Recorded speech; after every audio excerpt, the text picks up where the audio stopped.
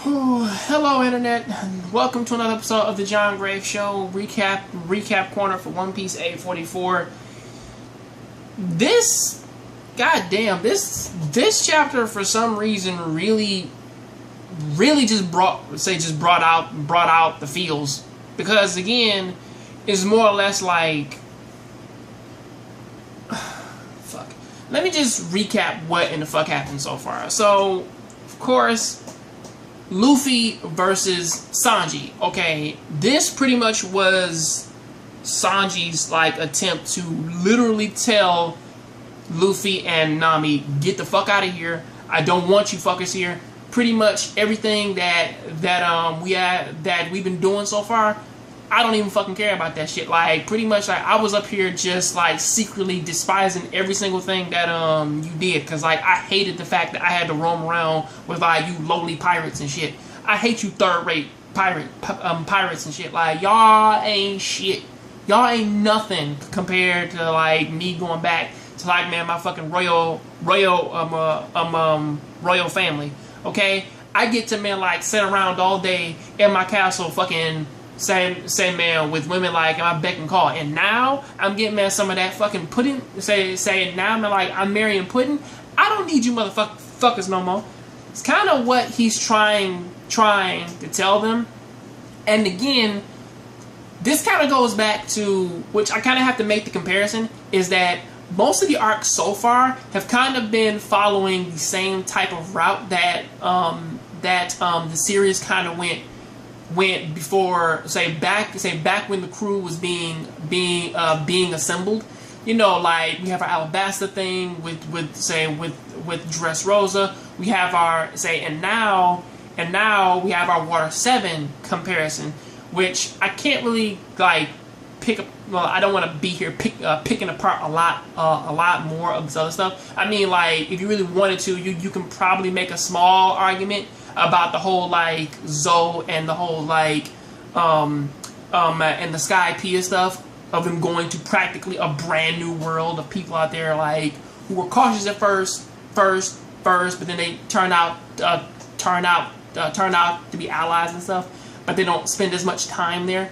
But still, this one, it does kind of have a very, very, very a very stark connection to the whole Water 7 thing, with Robin leaving and then Luffy having to fight Usopp, of course, except for those circumstances of that was pretty much Usopp pretty much disrespecting the the entire notion of them being pirates and so on and so forth, because they said that they couldn't keep Mary around. And of course, he took that a very stark way. And even when Robin was kind of leaving, they didn't necessarily find out that Robin left them because, out of her own volition. It was more or less of her sacrificing herself for them.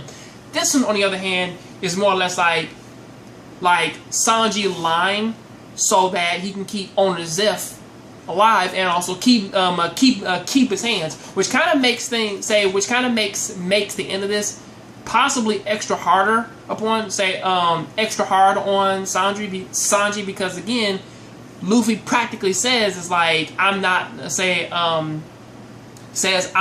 leaving unless the food is specifically prepared by Sanji. I am going on a hunger strike, but I'm gonna talk about that in a second, because again, still speaking on the fight though. It's like the circumstances of it is that Luffy knows that he can possibly beat Sanji in a fight, but still he practically said it himself, of saying that those hits, that they didn't hurt me, they hurt you more than they hurt me, because again, I can take it, but still you probably can't.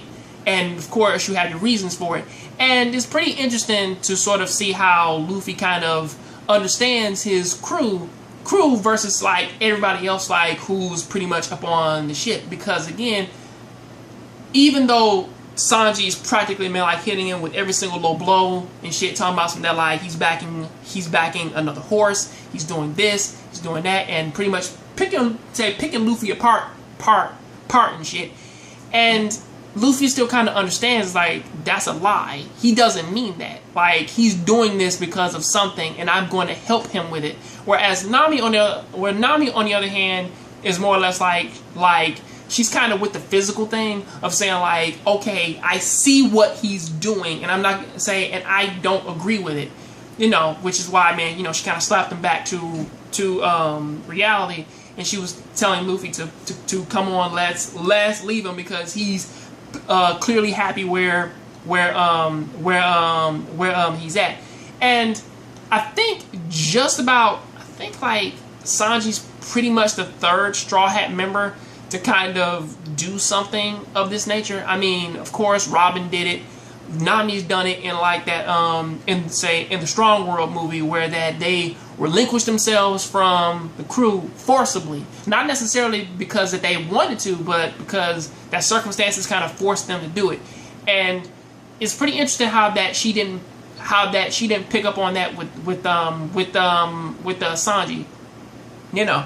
But still, even with that, kind of jumping back like into how, but also a very interesting thing also is that I know that some people say that finally, man, like that his brothers kind of accepted like Sanji, like for beating up like his old life, and finally accepting like what is going on.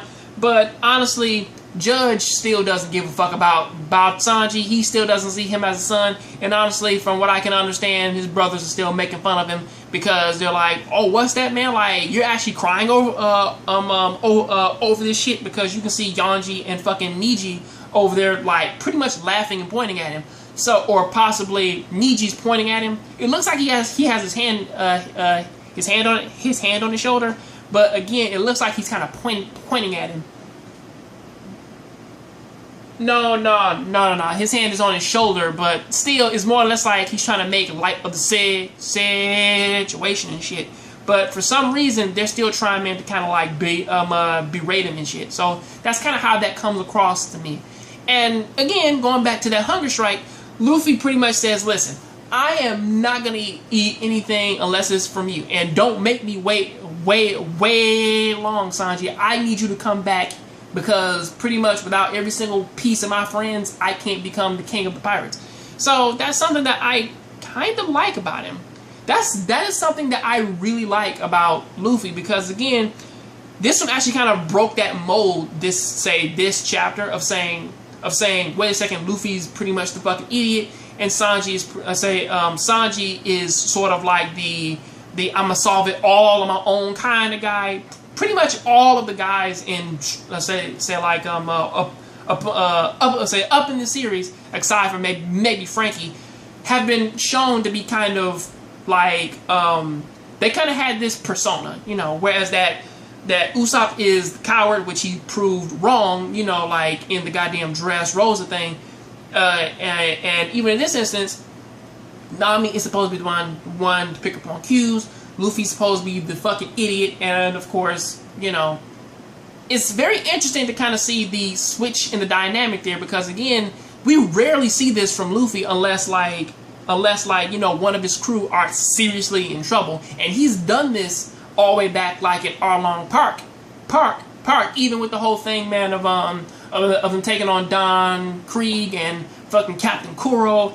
Not necessarily Alvita, or possibly Buggy, but still, most of the other ones, like some of those stronger moments, like even when Luffy went out and fucking attacked Vivi to pretty much force her to ask them for help. Like, this is pretty much one of those moments where that Luffy really understands his crew and how they feel. So it's something that I really like, and it's something that is one of those stronger moments that actually makes me love this series a lot. And also, it's something that I will say that I haven't seen in a long while. So it's something that I do kind of like, and I really am appreciative that it came up here. Now, it still raises some questions as to how they're going to get Sanji out of this, but it's keeping me hooked. So I'll see you on the next Jongravesshow Show. Sorry for making this video so fucking long, and I'll see you on the next Jongravesshow Show. Keep watching anime, keep playing video games. I'm out.